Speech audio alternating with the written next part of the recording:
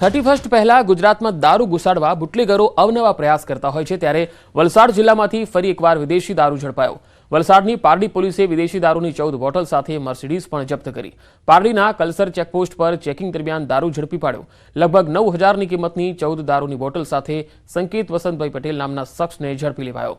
સંકેત પટેલ સુરતનો રહેવાસી છે, દમણથી પરત ફરી રહ્યો હતો, એ દરમિયાન પોલીસે ઝડપી પાડ્યો।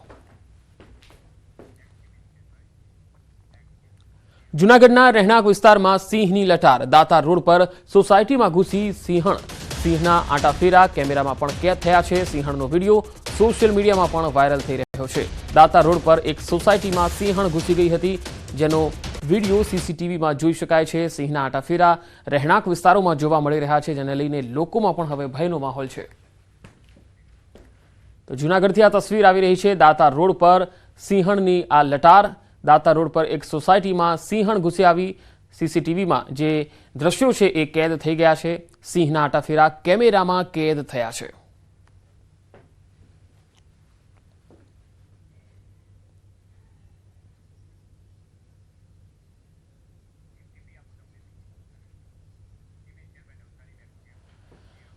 નવસારીના ગણદેવીના ઉંડાચ ગામમાં 28 લાખ રૂપિયાના ખર્ચે બનેલું પેટા આરોગ્ય કેન્દ્ર શોભાના ગાંઠિયા સમાન બન્યું છે। આ આરોગ્ય મંદિર 7 મહિના અગાઉ નવું બનાવવામાં આવ્યું છે, પરંતુ અધિકારીઓની બેદરકારીથી ગામનું પ્રાથમિક આરોગ્ય કેન્દ્ર બંધ છે અને તેની બહાર ખંભાથી તાળા લટકી રહ્યા છે। સ્થાનિકોએ કહ્યું, અધિકારીઓની મિલીભગતના કારણે કોન્ટ્રાક્ટર આરોગ્ય કેન્દ્રની નબળી ગુણવત્તાનું અને અધૂરું કામ મૂકીને જતો રહ્યો છે। આરોગ્ય કેન્દ્રમાં નબળી ગુણવત્તાના દરવાજા છે, તો હજુ કેટલાક રૂમમાં દરવાજા પણ નથી લગાવાયા। બીજી તરફ આરોગ્ય કેન્દ્રમાં લાઇટનું કનેક્શન પણ નથી અપાયું। આરોગ્ય કેન્દ્રના એક કર્મચારીએ કહ્યું, વારંવાર રજૂઆત છતાં અધિકારીઓ હજુ સુધી આરોગ્ય કેન્દ્ર શરૂ કરાવતા નથી। કામમાં ભલેવાર નથી, કમ્પાઉન્ડ વોલને કોલમ બીમ કરેલા નથી, એમ જ બાંધી દીધેલી છે।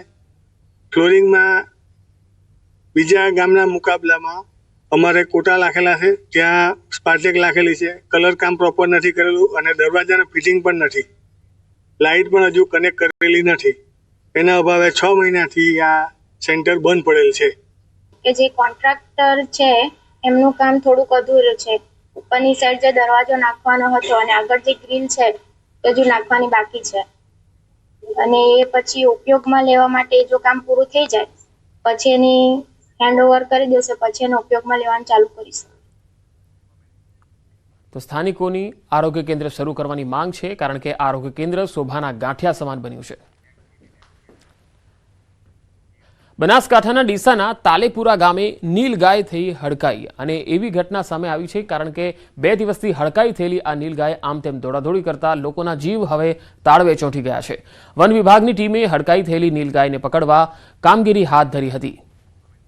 તો તાલેપુરા ગામમાં નીલગાય હડકાઈ થઈ ગઈ છે અને લોકોને ભય છે કે આ નીલગાય ગમે ત્યારે હુમલો કરી દેશે। 2 દિવસથી લોકોમાં આ ભય છે, જેથી વન વિભાગને જાણ કરવામાં આવી છે। વન વિભાગની ટીમ સતર્ક બની છે અને આ નીલગાયને પકડવા માટે સજ્જ થઈ છે। તાલેપુરા ગામમાં નીલગાય હડકાઈ થઈ।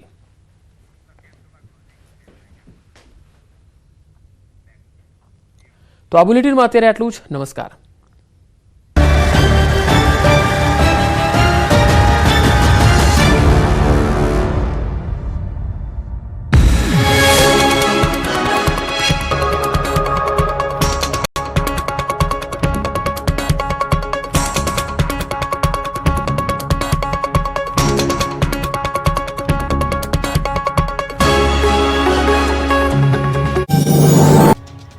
ગુજરાતમાં કાતિલ ઠંડીનું મોજું ફરી વળ્યું છે। સૌરાષ્ટ્રથી લઈ કચ્છ અને ઉત્તર ગુજરાતને લઈને દક્ષિણ ગુજરાત સુધી બર્ફીલા પવન ફૂંકાતા આખું ગુજરાત જાણે ફ્રીજ બની ગયું છે।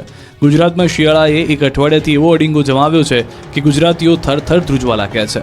રાજ્યભરમાં ઠંડીની સાથે ઉત્તર તરફથી ફૂંકાતા બર્ફીલા પવનને કારણે લોકો ઠૂઠવાઈ ગયા છે।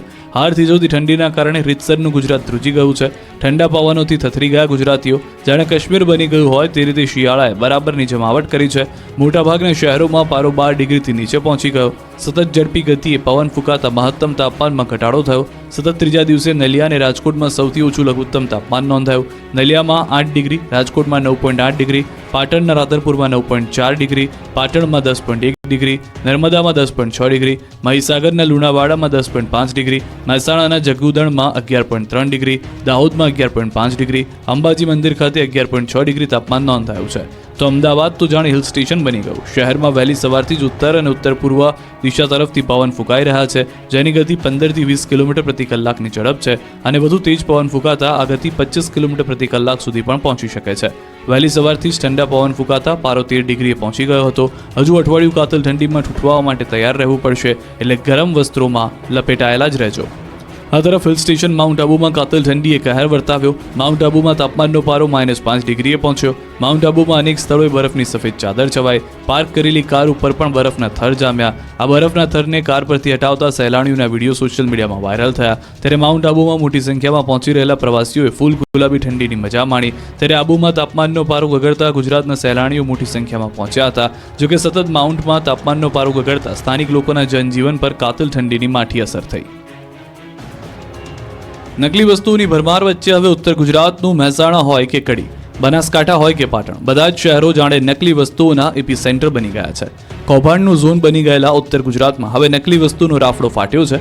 લોકોના સ્વાસ્થ્ય સાથે ચેડા કરતા માફિયાઓએ માજા મૂકી છે. 2 રૂપિયા કમાવાની લાલચમાં નકલીનો ખેલ કરતા લોકો પર તંત્રએ તવાઈ બોલાવી છે. પાટણમાં ઘીના સેમ્પલ ફેલ નીકળ્યા છે. પાટણના સિદ્ધપુર જીઆઈડીસીમાંથી પકડાયેલા ઘીના નમૂનાના પૃથ્થકરણમાં મોટો ખુલાસો થયો છે. આ ઘીના નમૂના ફેલ થયા છે.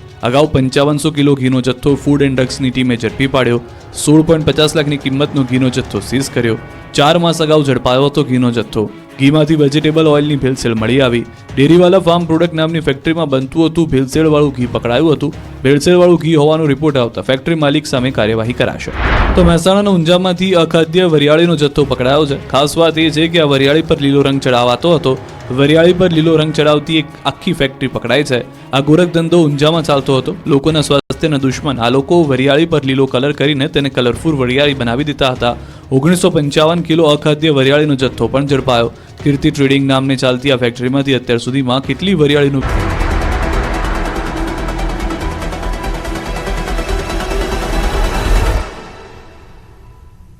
તિરુપતિ એડિબલ ઓઇલ્સ, દરેક તહેવાર હેલ્ધી તહેવાર.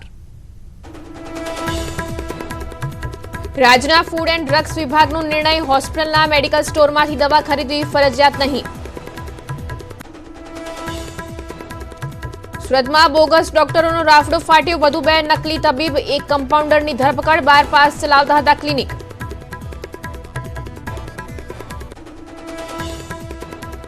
ગુજરાતમાં ફરી વળ્યું કાતિલ ઠંડીનું મોજું. નલિયા 6 ડિગ્રી સાથે સૌથી ઠંડુ શહેર. નર્મદામાં 6.1 ડિગ્રી, અંબાજી મંદિર ખાતે 6.7 ડિગ્રી પહોંચ્યો પારો. નમસ્કાર, આપ જોઈ રહ્યા છો ન્યૂઝ 18 ગુજરાતી. હું છું આપની સાથે શ્રુતિ શાહ. નજર કરીએ સમાચાર સુપરફાસ્ટ પર. કાતિલ ઠંડીને લઈને અંબાલાલ પટેલની મોટી આગાહી. ઉત્તર ગુજરાતમાં તાપમાનનો પારો ગગડશે. 17 ડિસેમ્બરથી મહેસાણા, સાબરકાંઠા, બનાસકાંઠામાં ઠંડી વધશે. પશ્ચિમ સૌરાષ્ટ્રમાં પણ 10 ડિગ્રીથી નીચું રહી શકે તાપમાન.